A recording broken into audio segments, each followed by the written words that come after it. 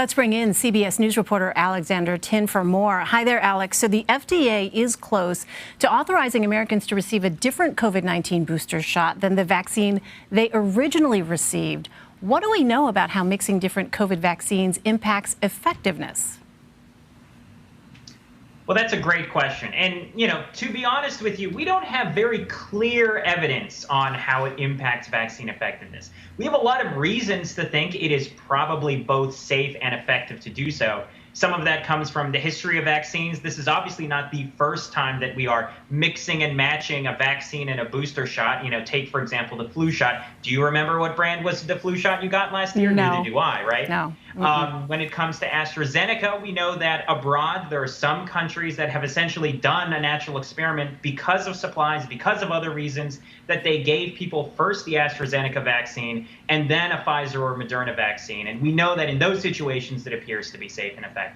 And also, we know from an NIH-backed trial, that's the National Institutes of Health, where they tested all the possible combinations of vaccines, Pfizer, Moderna, and Johnson & Johnson first vaccinated, and then a different combination of booster shots, that when they measured neutralizing antibodies in the blood, basically all combinations except one was able to reach what is a commonly accepted benchmark for what is probably associated with, effectiveness, high effectiveness of the vaccine.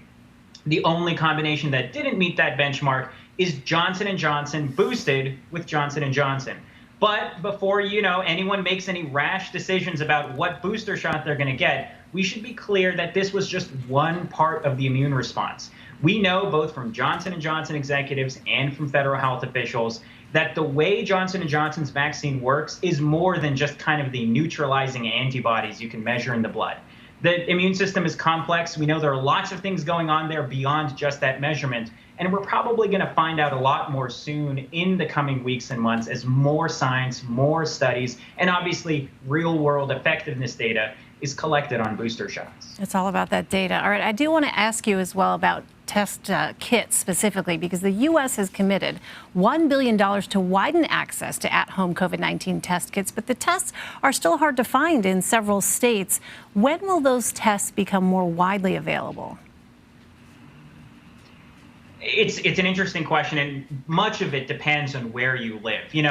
Over the past few weeks, what we've heard from both federal and local state health officials is that a large reason that we saw those shortages of rapid test kits was mainly just because of a huge surge in demand from the Delta variant. Where you didn't see as many of those shortages were the same places that weren't seeing gigantic spikes in Delta variant-fueled cases. Now that cases are coming down in many, many parts of the country, you're probably going to start seeing more and more supply of these rapid test kits just because demand has fallen.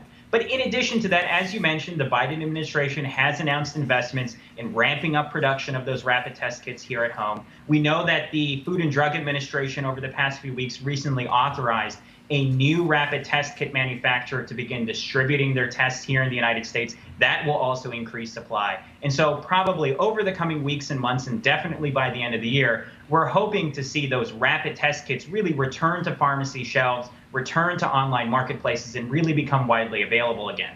Just in time for, knock on wood, will hopefully be not too bad of a winter flu and COVID-19 season. Knock on wood, indeed. Well, I want to switch gears here. In the wake of former Secretary of State Colin Powell's death from a COVID infection, some are saying that his death is evidence that COVID vaccines do not work. He was fully vaccinated. But Alex, what do the numbers say about deaths and quote unquote breakthrough infections?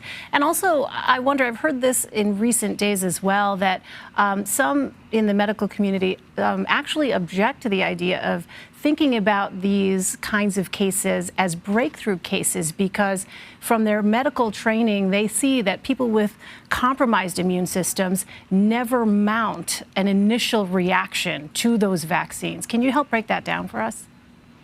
Of course.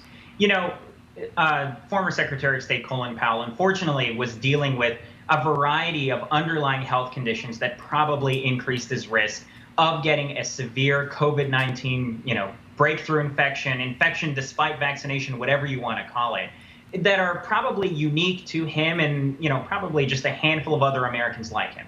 The first is obviously old age. We know that the vaccines while they significantly reduce your risk both of infection and severe COVID-19 cases compared to other people of your same age, we know that compared to younger age groups, the most vulnerable, even after vaccination, tend to be people in older age groups, especially over 80, which Colin Powell was in this case. In addition to that, we know he had some underlying conditions that probably made it more difficult for him to fend off a COVID-19 breakthrough infection. In this case, we know he had Parkinson's in the past. That is one of the risk factors listed by the CDC as increasing your risk of a severe COVID-19 case that can get you hospitalized.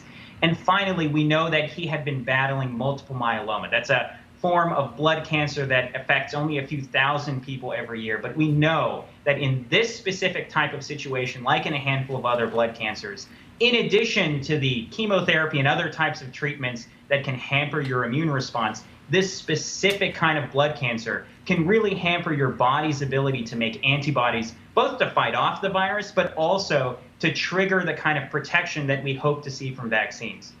I spoke with one of the co-authors of a recent study that looked at multiple myeloma patients who were given a COVID-19 vaccine, 2 doses of Moderna or Pfizer.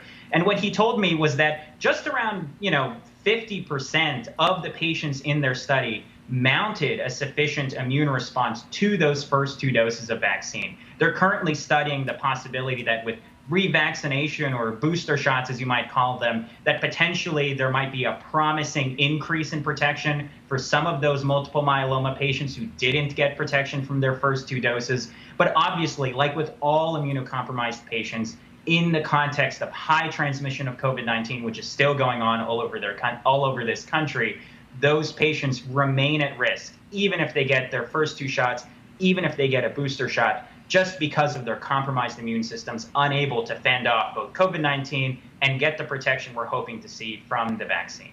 All right, really helpful to understand the context here and the broader context. Alexander Tin, Alex, great to have you. Thank you very much. Thank you.